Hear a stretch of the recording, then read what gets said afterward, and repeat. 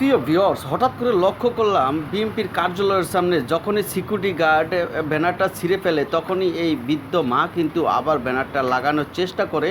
তো বারবার তখনই আমার নজরটা পড়লো, প্রশাসনের লোক সামনে দিয়ে আসা যাওয়া করতেছে, বৃদ্ধ মা আবার তার ব্যানারটা সে বিএনপির কার্যালয়ের এখানে ফিট করে, তখনই কিন্তু সিকিউরিটি গার্ড ছিঁড়ে ফেলে। তো আসলে এর কারণ কি, মূল বিস্তারিত আমি আপনাদেরকে বলছি।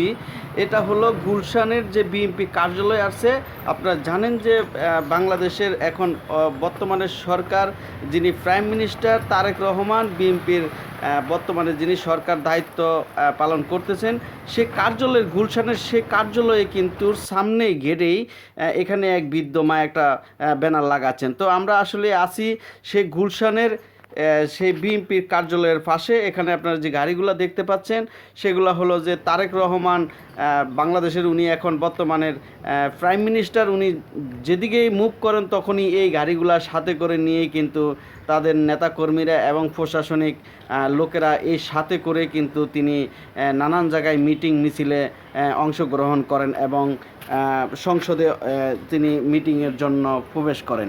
তো আসলে আমরা সেই গুলশান কার্যালয়ের পাশ দিয়ে কিন্তু আমি হেঁটে যাচ্ছি এবং এদিকে যাওয়ার পথেই কিন্তু সেই বৃদ্ধ মায়ের এই দৃশ্যটা আমার নজরে আসে। তো এখানে আমরা দেখতে পাচ্ছি যে বিএনপির সেই কার্যালয়ের সামনে মোটা অঙ্কে একটা গাছের মতো করে সাজিয়ে সেখানে অনেক ধানের চারার মতো করে রোপণ করে রেখেছেন এবং অনেক সুন্দর। এখানে অনেকে এসে ছবি তোলেন এবং অনেকে এর পাশে দিয়ে যায়, তখন এই গুলশান কার্যালয়ের দিকে তাকিয়ে তখন তারেক রহমানকে দেখার জন্য অনেকে নেতাকর্মীরা এখানে এসে অপেক্ষা করেন।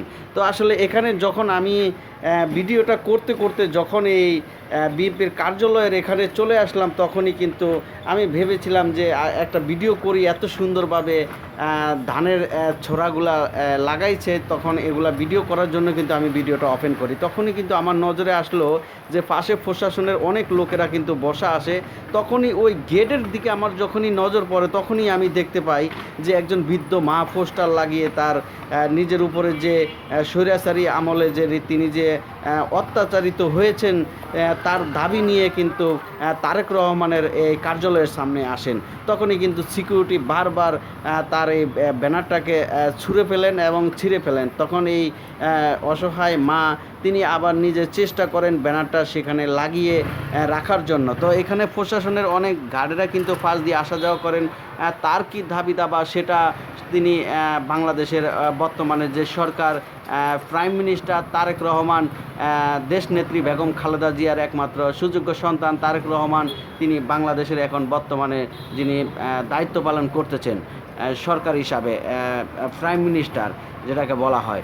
তো আসলে আমরা সেই মাকে দেখতেছি, তিনি তার ব্যানারটা এখানে আবার লাগিয়েছেন। তো আসলে এখানে যখনই সিকিউরিটি গার্ড ছিঁড়ে ফেলে তখনই উনি কিন্তু ব্যানারটা লাগান। ওনার দাবি যে স্বৈরাচারী আমলে উনি যে অত্যাচারিত হয়েছেন, ওনার পোস্টারে নিজের গায়ের একটা স্ক্রিনশট পিকও দেওয়া আছে। ওনার ব্যানার উপরে দেখা যাচ্ছে প্রচুর পরিমাণ আঘাতের চিহ্ন।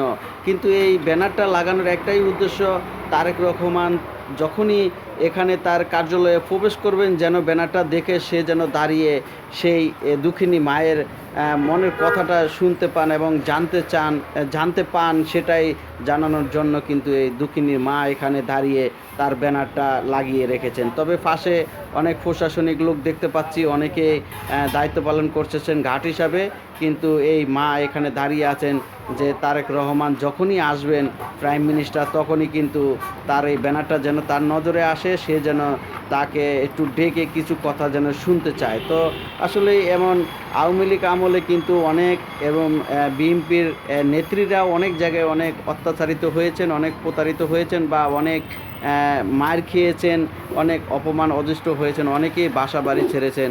তো এই মায়ের সাথে আমি পরে কথা বলে জানতে পারলাম, এটা তো আমি আগে ভিডিও করেছিলাম, কিন্তু জানতে পারি যে তিনি তার এই বিএনপি করার কারণে তার হাজব্যান্ডটাও তার কাছ থেকে চলে যায়, সে দুইটা বাচ্চা